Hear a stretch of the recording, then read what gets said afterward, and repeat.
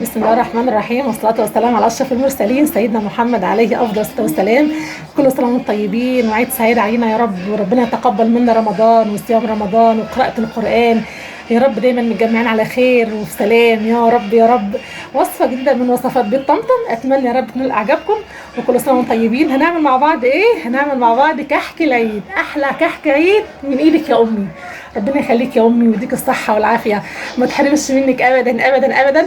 طبعا يا جماعه ما اقدرش اتعدى ابدا واقول لكم الوصفه دي بتاعتي، لا الكحك ده كحك امي ووصفه امي، ونقول ايه؟ ربنا يخلي كل الامهات اللي في الدنيا وما تحرمش منها ابدا. كل سنه وانتم طيبين. قبل اي حاجه نقول ايه؟ اللهم صل وسلم وبارك على سيدنا محمد وعلى اله واصحابه اجمعين.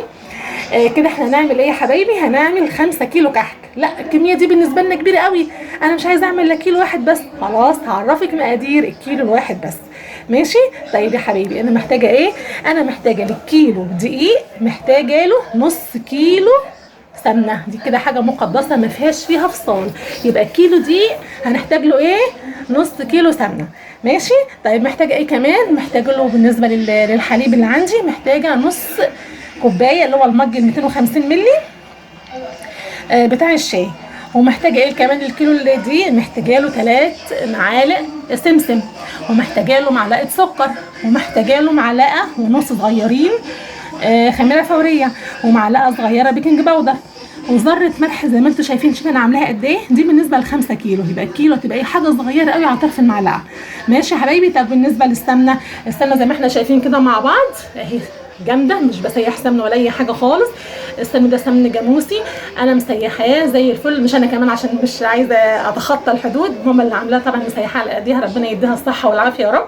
وحاطه له في الثلاجه لما جامد، علشان ايه؟ انا مش هعمل الكحك بسمن سايح او سمن سخن، لا انا بعمله بالسمن البارد، ودي انسب طريقه اللي بتحافظ على ايه؟ بتحافظ لنا على سلامه الكحك ويقعد اكبر فتره ممكنه، ماشي؟ يبقى نعيد تاني كده مع بعض يا حبايبي. انا كده هعمل كيلو دقيق، يبقى الكيلو دقيق ليه نص كيلو سمنه، مش اكتر من كده خلاص ولا اقل. يبقى الكيلو دي هحط له نص كيلو سمنه، هحتاج له نص كوبايه حليب، هحتاج له معلقه ونص خميره فوريه، معلقه صغيره بيكنج باودر، ذره ملح على طرف المعلقه، حاجه بسيطه قوي كده. محتاجه كام معلقه سمسم؟ معلقتين سمسم، عايزه تكتري براحتك، عايزه تقللي براحتك، ماشي؟ وعايزه له معلقه سكر، اتفقنا؟ طيب الحشوه ايه؟ لما نبست الكحك الاول اقول لك هنحشيه. بسم الله الرحمن الرحيم. هنبدا ده نحط ايه؟ هنحط السمنه زي ما احنا شايفين كده، خلاص. انا كده قلت زي ما اتفقنا، انا كده عامله مقدار 5 كيلو، فانا عامله السمنه بالنسبه لي 2 كيلو ونص على مقدار من 5 كيلو. لكن لو كيلو دقيق واحد هنعمل ايه؟ هنحط نص كيلو سمنه، ماشي؟ طبعا السمنه ما شاء الله ريحتها جميله جميله جميله. مش هحط بقى السمنه كلها، خلاص. لما اجي احط السمنه على الدقيق هحوش حوالي 4 معالق سمنه. ليه؟ هقول لك دلوقتي، ماشي؟ انا كده شلت جزء من السمنه، طبعا اللي في الاخر ده المرته بتاع السمنه، ما تقوليش يعني لونها غامق ولا حاجه، دي المرته بتاع الزبده، ماشي؟ عشان زبده فلاحي متسيحه. خش كمان شويه حوالي 4 معالق، خلاص. هخليه بقى هحمص فيهم السمسم، هنشوف مع بعض هنعمل ايه. يلا نبدا بقى كده نبس، هنخلي بقى كل الدقيق يتشرب بكل السمنه على البارد زي ما احنا شايفين كده مع بعض. طبعا مش هطول عليكم في الكلام، انا كده ايه؟ هنبس الدقيق، اول ما الدقيق يتشرب كل السمنه هنرجع مع بعض نشوف هنعمل ايه. زي ما احنا شايفين كده دي مرحله من مراحل البس، بدا كده الدقيق يتشرب السمنه. طب انت ما سالتنيش ليه ما حطيتيش ريحه كحك او محلب او كل الحاجات ديت؟ بصراحه احنا بنعشق طعم السمن البلدي وريحه السمن البلدي في الكحك، فمش عايزين اي منكهات تغطي على ريحه السمن البلدي. بس دي حاجه برضو براحتك، لو انت يا حبيبتي عايزه تحطي ريحه كحك او محلب او اي منكه للكحك مفيش مشاكل. بحط معلقه صغيره ريحه كحك، بنجيبيها من عند العطار، معلقه صغيره، ما تكتريش عن كده، معلقه صغيره ريحه كحك. شايفين يا حبايبي؟ ادي البس اهو، هو ده كده بس الكحك. كل سنه وانتم طيبين. نقول ايه؟ اللهم صل وسلم وبارك على سيدنا محمد وعلى اله واصحابه اجمعين. طبعا كده عامله كحك ناعم، ماشي؟ الكحك ده ناعم خالص زي كده زي ما بيقولوا. انت عايزه تتحكمي، مش عايزاه ناعم كده، نتحكم في درجه النعومه بتاعته. ازاي؟ بنزود اللبن، ماشي؟ يعني عايزاه ايه؟ يكون مثلا خشن شويه بتزودي اللبن، لا ناشف اكتر بتزودي اللبن، نتحرك في اللبن. لكن السمنه ثابت ثابت ثابت. الكيلو دقيق ليه بالظبط نص كيلو سمنه، ماشي يا حبايبي. اللبن بقى اللطيف هو اللي يتحكمني بقى في درجه النعومه بتاعه الكحك. عايزاه نعمل زي ما احنا نعمله كده، هحط للكيلو نص كوبايه، نص مج الشاي لبن. خلاص. لا عايزاه ماسك نفسه شويه، يبقى كتري اللبن شويه. ماشي. وخلي بالك ما تخليش العجينه تخدعك. العجينه ايه تبقى قبل ما تاخد منك سوائل كتير. لا انت كده تخليكي ذكيه وتحكمي في درجه العجينه بتاعتك زي ما قلت لك، دي حاجه بتاعتك انت. ماشي. وتشجعي كده وخلي عندك ثقه في نفسك وتوكلي على الله، وان شاء الله يطلع احلى كحك من ايديكي.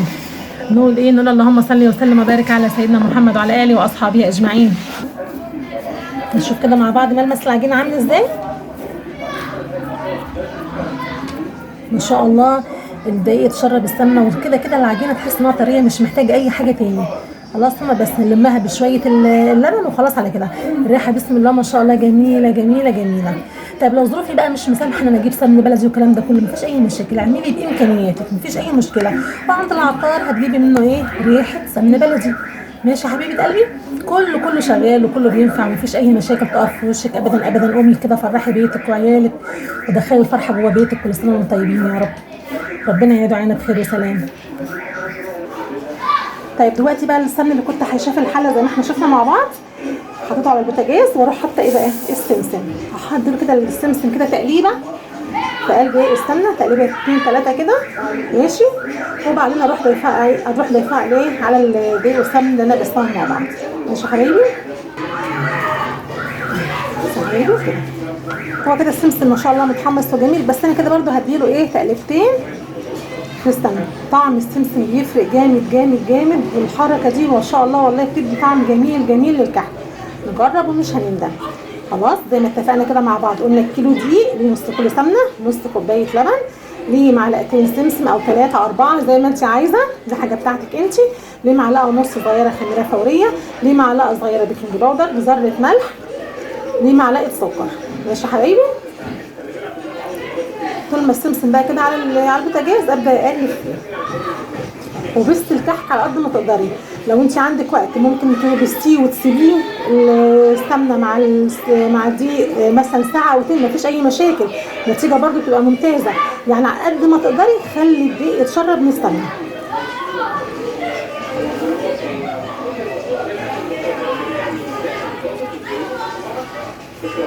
نقول ايه؟ نقول اللهم صل وسلم وبارك على سيدنا محمد وعلى اله واصحابه اجمعين. زي ما احنا شايفين السمنه بقى سخن كده على ايه؟ على السمسم محمص قوي، تحميصه حلوه قوي قوي في السمنه. خلاص مش هسخن اكتر من كده، بس احس ان السمن سخن شويه او السمسم اتحمص تحميصتين 3 كفايه قوي كده، كفايه قوي قوي قوي. بعدين هروح بقى ايه؟ احط كل المقدار ده على ايه؟ على العجين بتاعنا. بسم الله. ايوه هو ده الصوت اللي احنا عايزين نسمعه. يا سحر.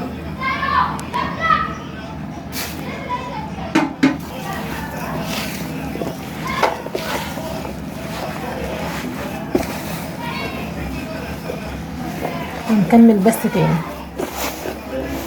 محدش ياخد بحاجه دلوقتي بقى يا حبايبي. كده اللبن بتاعنا مش سخن ولا حاجه خالص، اللبن ده مغلي وبارد خالص خالص خالص. اللبن بارد بدرجه حراره المطبخ زي ما بيقولوا كده. هبدا اضيف ايه؟ ابدا اضيف السكر. ماشي. ونزود السكر وبعدين هنضيف الخميره الفوريه، البيكنج باودر، وذره الملح. هنقلب بقى كويس قوي قوي قوي. خلاص. هو الخليط ده او هو ده السوائل اللي بنعمل بيها عجينه الكحك بتاعتي. نبدا بقى ايه؟ نسلق العجينه بالخليط بتاعنا اللي هو الحليب والخميره الفوريه والسكر ومعلقه البيكنج باودر بالشكل ده كده. ماشي يا حبيبي. ونعمل ايه؟ هنخلط، مش هلف ولا نعجن، انا بس هحاول اخلط او اضيع الماده السائله دي. ماشي. ما فيش لف، الكحك ما بيتلفش زي ما احنا شايفين كده. ماشي يا حبيبي. طبعا ما تنسيش تجيبي الدقيق النوع اللي للحلويات، لان نوع الحلويات غير المخبوزات. بجيب من عند السوبر ماركت اقول له انا عايزه دقيق للحلويات، عشان طبعا بيفرق عن الدقيق اللي بنعمل بيه العيش. كده يبقى ناعم. كده هيبقى ايه؟ ناعم. هيبقى ناعم. شايفين كده يا حبايبي؟ ادي العجينه بتاعتي اهي. ليه؟ عشان ما حطيتش لبن كتير، ما حطيتش حليب كتير. خلاص؟ ادي المنظر بتاعه، مش محتاج اي حاجه. خلاص؟ طبعا قبل ما ابدا اشكلها بدلك بقى العجينه في ايدي ايه كويس قوي قوي زي ما احنا شايفين كده مع بعض. دلكيه جامد، سخان السمن كده فيها عشان تبقى سهله التشكيل. تشكليها بالمقاش زي ما انت عايزه، بالبسطامه براحتك، دي حاجه بتاعتك انت. ماشي. انا عاملين هنا كره صغيره اهي وبططناها، هنعملها ايه بالمنقاش. ايوه بالراحه كده.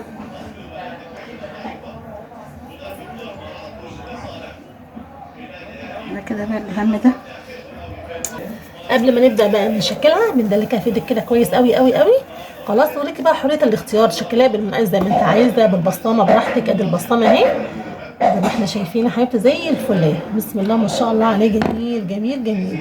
خلاص، وادي واحده كمان. خلاص، ده كده بالنسبه للبسطامه. لو حابه تعمليها بالمنقاش براحتك برضو، دي حاجه ترجع لك انت. هوريكي برضو واحده بالمنقاش. خلاص، وادي المنقاش اهي يا حبيبي. ادي كده واحده كمان بالمنقاش اهي زي ما احنا شايفين مع بعض. بس اهم حاجه قبل ما ابدا اشكل عجينه بنعملها ازاي؟ دلكيها حلو، دلكيها حلوه قوي قوي قوي بايدك عشان تسخني السمن فيها وتلمي العجينه. العجينه ايه؟ تحس انها متفروله كده؟ لا مش مفروله، يعني عشان العجينه بتاعته ناعمه. خلاص. وقلنا ايه درجه النعومه او مش نعومه دي بتاعتك انت، بتتحكمي فيها بكميه اللبن اللي بتحطيها. لكن الكيلو دقيق عشان اعمل بيه كحك ناعم احط له نص كوبايه لبن. خلاص. انت عايزاه اخشن من كده براحتك، زودي اللبن. ماشي يا حبايبي؟ يلا بقى يا حبايبي نعمل مع بعض العجميله اللي نحشي بيها الكحك. خلاص، انا محتاجه ايه؟ محتاجه مج 200 مللي عسل ابيض. خلاص، اللي هو معيار المج بتاع الشاي الصغير، مش الكبير، مش ال 250، لا ال 200 مللي. خلاص. طيب وايه كمان؟ وعندي طبعا دي مكسرات اللي موجوده عندك، ده انا فول سوداني حوالي كده ايه 3/4 مج. عندي معلقه ونص سمسم، وعندي معلقه ونص دقيق. المعلقه اللي هي بتاع الاكل العاديه اللي هي المعلقه دي. خلاص، ده كده معلقه ونص دقيق. اتفقنا؟ طيب وايه كمان؟ ومعلقه سمنه واحده بس. نقول تاني، يبقى عندي معلقه ونص دقيق على معلقه ونص سمسم على معلقه سمن، 200 مللي من عسل ابيض او ملو المج بتاع الشاي الصغير. وعندي مكسرات 3/4. الطاسه بتاعتي على البوتاجاز، حطيت فيها ايه معلقه السمنه مش اكتر من كده. واروح ايه؟ واروح ضايفه عليها معلقه ونص دقيق،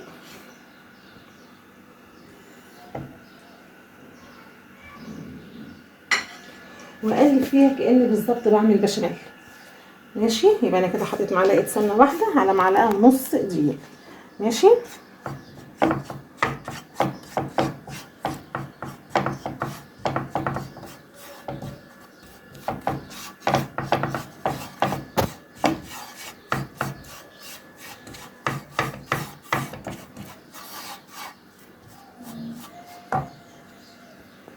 وبعدين اروح نازله بمعلقه ونص سمسم.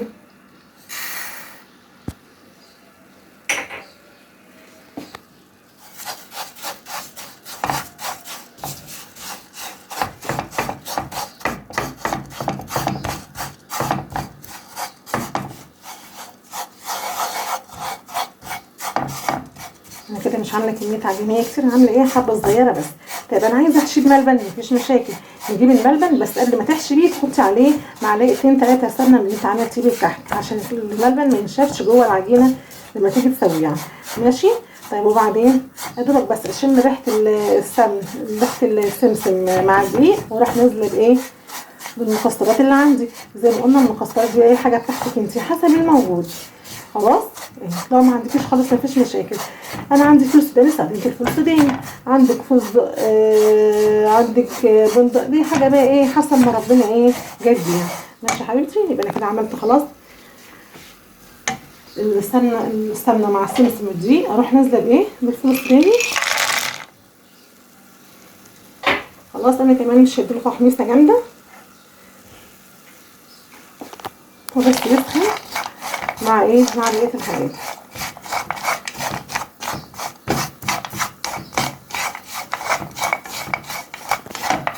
طبعا انا مهديه النار، مش عامله نار عاليه.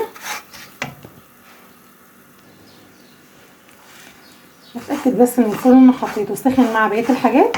اعمل ايه؟ نروح نازلين بالعسل الابيض. ادي العسل.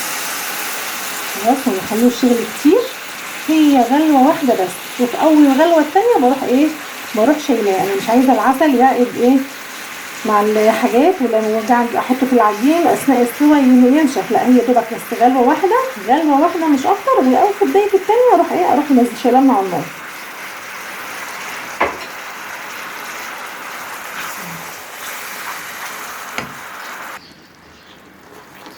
شايفين كده؟ انا مش بخليها يغلي كتير زي ما احنا اتفقنا، بس هي غلوه، في بدايه الغلوه الثانيه اروح طافيه عليها بس على كده.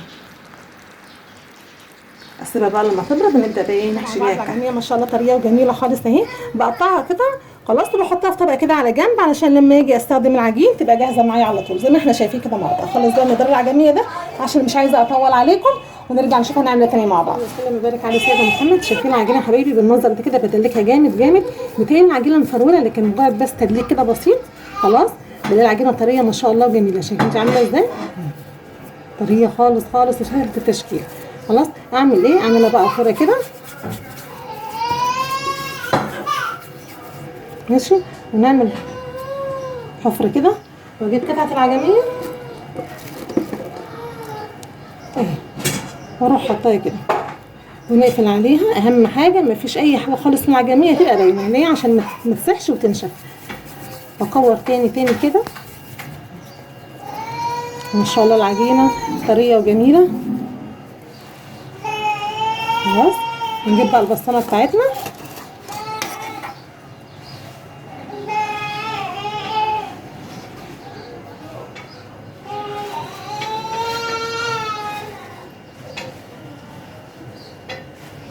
بالشكل ده. نعمل واحده كمان. ادي العجينه اهي بدلك فيها جامد كده.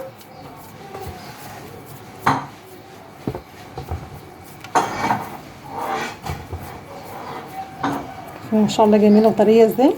اجيب بقى العجينه تاني لو اكورها كده واعمل فيها حفره كده صغيره، واروح جايبه قطعه العجينه واروح حطها ماشي يا حبايبي، واروح اقفل عليها كويس قوي ماشي. ادور تاني كده بالشكل ده كده. اروح جايبه البسطامه بتاعتي واروح عامله ادي شكل الكحكه بتاعتنا. نقول ايه؟ اللهم صل وسلم وبارك على سيدنا محمد. ما تنسوناش من لايك والشير والسبسكرايب.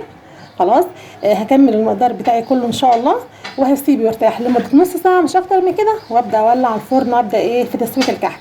بسخن الفرن الاول وبعدين بهدي النار. الكحك بيستوي على نار هاديه خالص. ماشي يا حبايبي، اكمل المقدار بتاعنا ونشوف التسويه بتاعتنا. ده كده بسم الله ما شاء الله كده اول صينيه خلصناها. هنخلص بقى كل المقدار وزي ما اتفقنا بولع الفرن بسخنه الاول، وبعد كده بهدي النار خالص على ممكن نقول كده على درجه 170. خلاص ليه بقى؟ الكحك يا حبايبي بيحتاج نار هاديه. ماشي نخلص كل المقدار ونرجع نتقابل مع بعض بعد ما نسويه ان شاء الله. وده كده يبقى الشكل النهائي بتاع الكحك بتاعنا بعد ما سويناه الحمد رب العالمين، وطلعت النتيجه ممتازه بسم الله ما شاء الله. اتمنى يا رب الوصفه تكون عجبتكم وتنال رضاكم، منتظره كل تعليقاتكم. طبعا الكحك بسم الله ما شاء الله دايب جدا. خلاص عملنا منه اشكال كتير زي ما اتفقنا، عملنا ساده وعملنا بعجميه وعملنا شكل. طبعا ده شكل كحك اللي هو الاساسي المتعارف عليه. لو بشوفنا كده كحكايه نشوف كده مع بعض، نبص كده مع بعض.